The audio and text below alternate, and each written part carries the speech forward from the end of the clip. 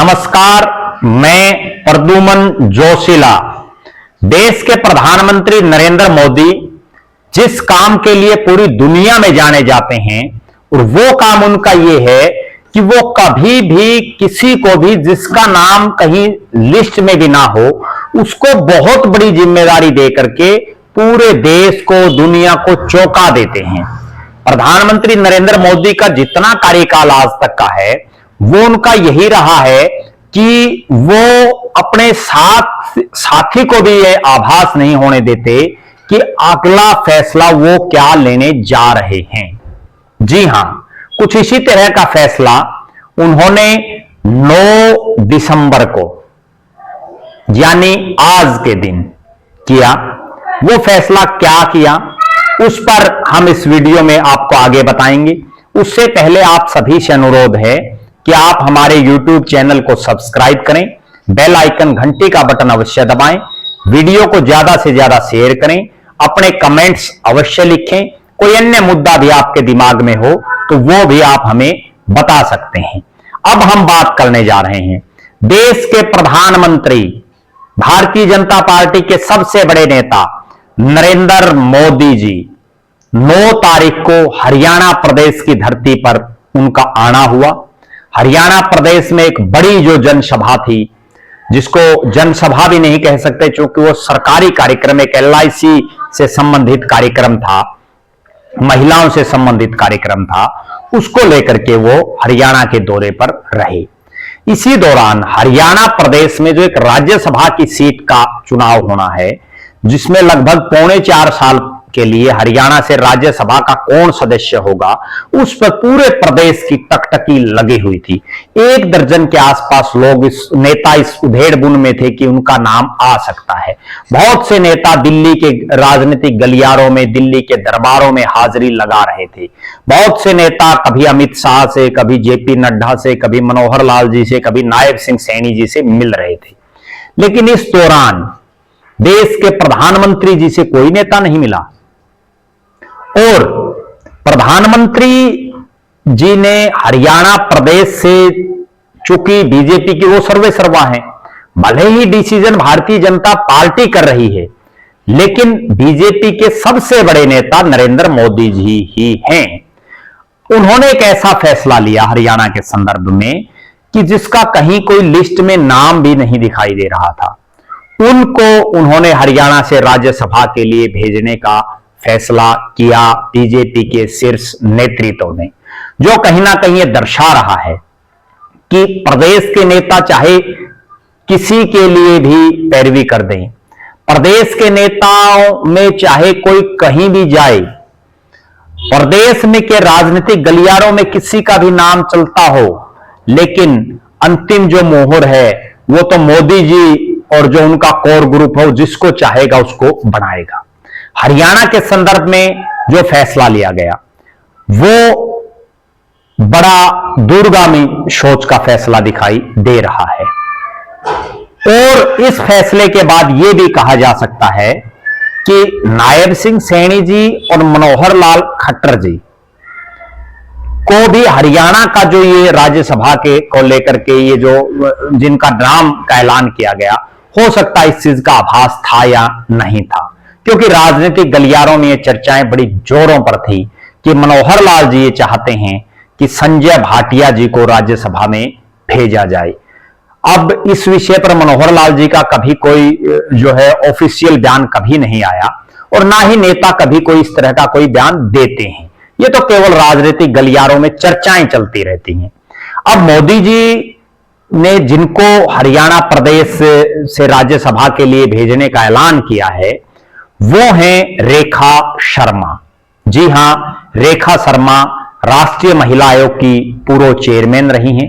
बहुत लंबे समय तक 9 साल तक उन्होंने राष्ट्रीय महिला आयोग में काम किया और बड़े लंबे समय तक वो चेयरमैन भी रही।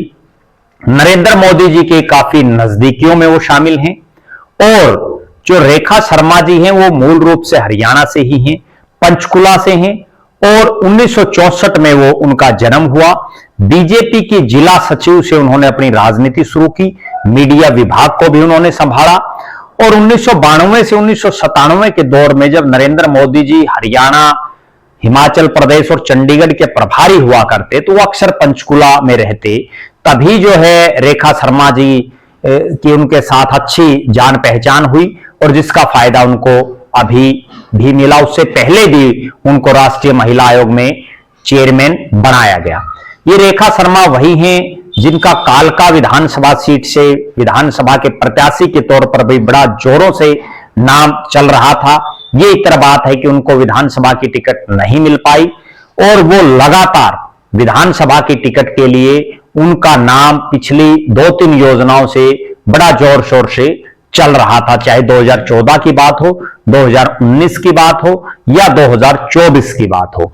लेकिन जो रेखा शर्मा है उनको विधानसभा की टिकट तो नहीं मिल पाई, लेकिन उनको विधानसभा का चुनाव लड़कर के तो जनता से वोट मांगने थे और लोगों के बीच में जाना था। अब उनको मोदी जी ने एक ऐसी जिम्मेदारी दे दी है कि अब उनको विधायक यहां से जो है वोटिंग करेंगे और वोटिंग की भी जरूरत नहीं पड़ेगी क्योंकि वो सर्वसम्मति से ही बन जाएंगी। कांग्रेस ने पहले ही ऐलान कर दिया है कि वो अपने किसी प्रत्याशी को नहीं उतारेंगे क्योंकि उनके पास जो है पर्याप्त संख्या में विधायकों की संख्या नहीं है।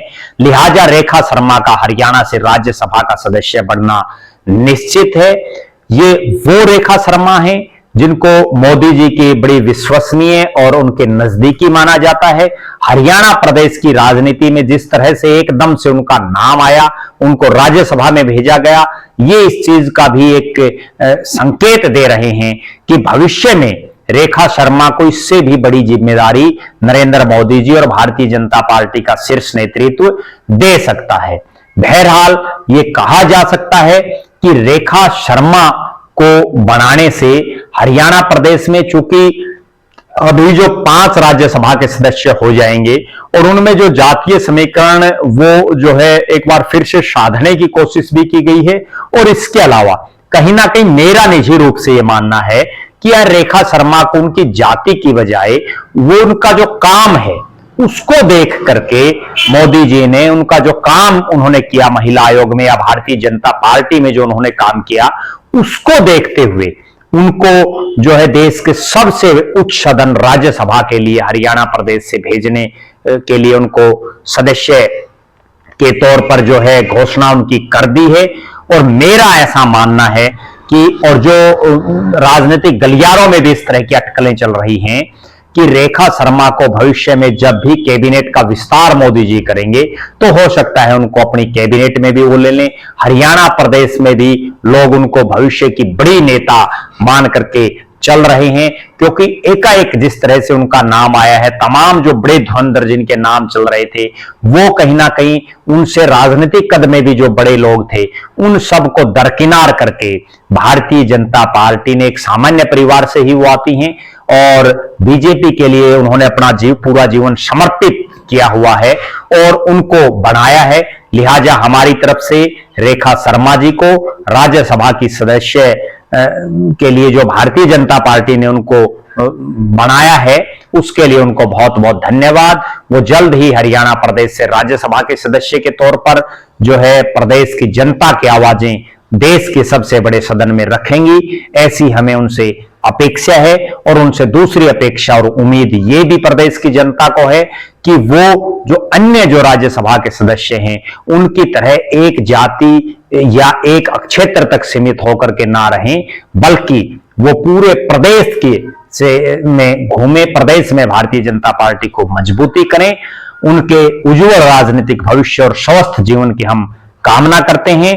आप लगातार हमारे साथ बने रहें, हमारे फेसबुक पेज को लाइक और फॉलो करें, यूट्यूब पर चैनल को सब्सक्राइब करें, बेल आइकन घंटी का बटन अवश्य दबाएं, वीडियो को ज्यादा से ज्यादा शेयर करें, अपने बहुमूल्य कमेंट्स अवश्य लिखें। बहुत बहुत धन्यवाद। आपका अपना प्रद्युमन जोशीला।